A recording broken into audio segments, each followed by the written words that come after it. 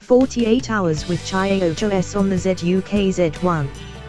Last month, a brand new smartphone manufacturer out of China, ZUK, announced their very first smartphone in the Z1.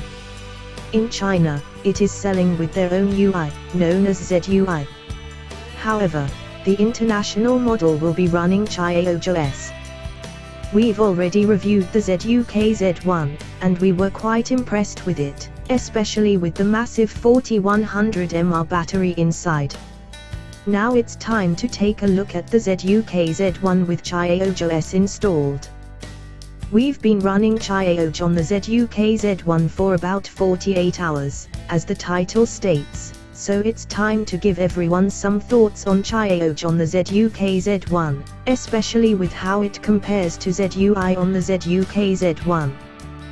We'll start off with the hardware, which is a bit different. The biggest difference you'll find is the two dots on either side of the home button. Those were not enabled on ZUI, but are here on Cyanogen to give us the ability to use them for recents and back keys. You can also decide to use the on-screen navigation buttons.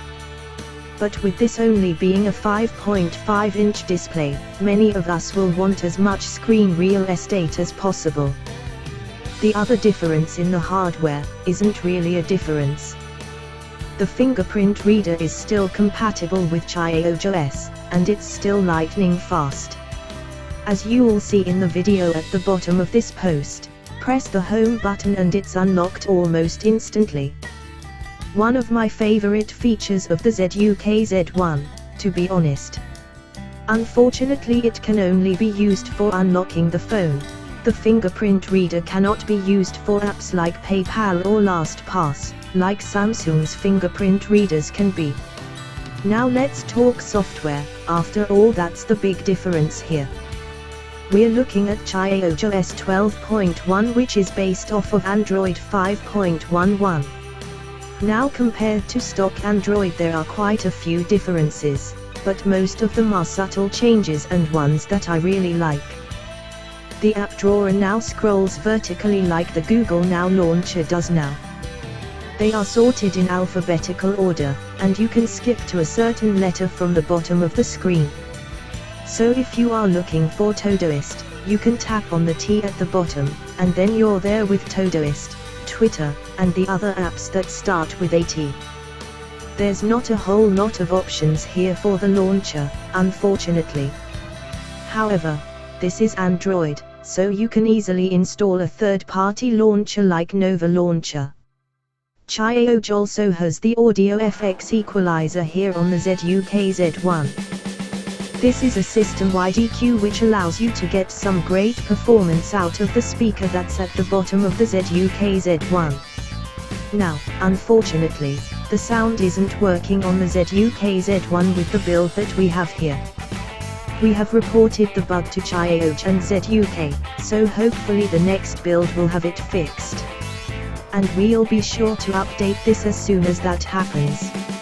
In the quick settings panel, there are a few changes compared to vanilla Android 5.1 Lollipop. That includes a shortcut to audio FX, which we talked about above, and a toggle for the display. So you can toggle the brightness for indoor, night, or outdoors. So when you're outdoors, the phone will light the display up much brighter. It's a really nice trick that Cyanogen has thrown in here, making the screen much more visible when outdoors, especially in direct sunlight. At the top, across from the time and date, you'll see the weather as well as the city you're currently in. It's subtle but still pretty useful. Unlike in other versions of Cyanogen and Cyanogen Mod, the quick settings are not customizable this time around, unfortunately. Themes have always been a big feature of Cyanogen, and pre-installed on the ZUK Z1, we have a ZUK theme as well as the system default theme.